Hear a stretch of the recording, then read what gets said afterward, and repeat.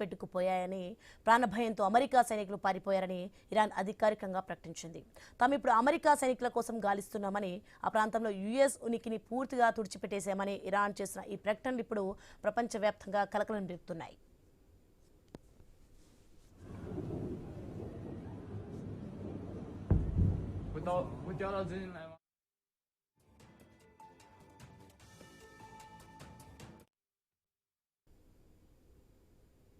ఇక మధ్యప్రాచ్యంలో మాటల యుద్ధం ఇప్పుడు పతాక స్థాయికి చేరింది. అమెరికా బలగాలపై ఇరాన్ చేసిన ఆరోపణలు ఇప్పుడు అంతర్జాతీయ వేదికపై హాట్ టాపిక్ గా మారాయి.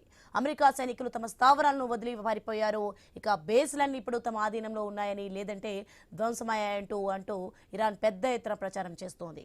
ఈ ప్రాంతంలో ఇక అమెరికా ఆధిపత్యం ముగిసిందని, మేము ఇప్పుడు పారిపోయిన అమెరికన్ సైనికుల కోసం వేట మొదలుపెట్టామని ఇరాన్ సైనిక వర్గాలు ఆరోపిస్తున్నాయి.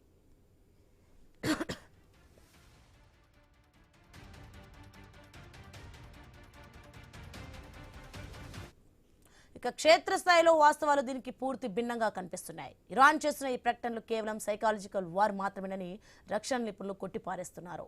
పశ్చిమాసియాలో అమెరికాకి ఇప్పటికీ బలమైన ఉనికి ఉంది.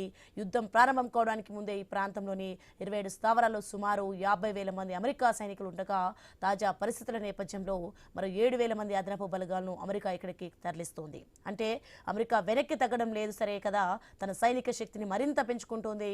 ముఖ్యంగా బగ్దాద్, ఖతార్, యుఏఈలోని యుఎస్ బేస్లు ఇప్పటికీ పూర్తి స్థాయిలో పనిచేస్తూనే ఉన్నాయి.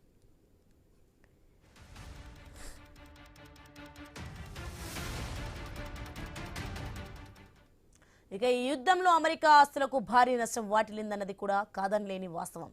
నివేదికల ప్రకారం ఇప్పటి వరకు అమెరికాకు చెందిన సుమారు 15 యుద్ధ విమానాలు ధ్వంసమయ్యాయి. అందులో 3 F-15 విమానాలు కువైట్ గగనతలంలో ప్రమాదవశాత్తు కూలిపోయాయి. అంతేకాకుండా ఒక్కొక్కటి $30 మిలియన్ ఖరీదు చేసే సుమారు 10 నుండి 12 MQ-9 రీపర్ డ్రోన్లను కూడా అమెరికా కోల్పోయింది. F-35, F-18 యుద్ధ విమానాలను కూడా కూల్చేశామని ఇరాన్ క్లెయిమ్ చేస్తున్నప్పటికీ వాటిపై ఇంకా అధికారిక ధృవీకరణ లేదు. మొత్తానికి ఇరాన్ తన సైనిక విజయాలను అతిశయోక్తిగా చెప్పుకుంటూ ప్రపంచాన్ని నమ్మించే ప్రయత్నం చేస్తుంటే, అమెరికా మాత్రం నష్టాలను భరిస్తూనే తన పట్టును నిలుపుకోవాలని చూస్తోంది.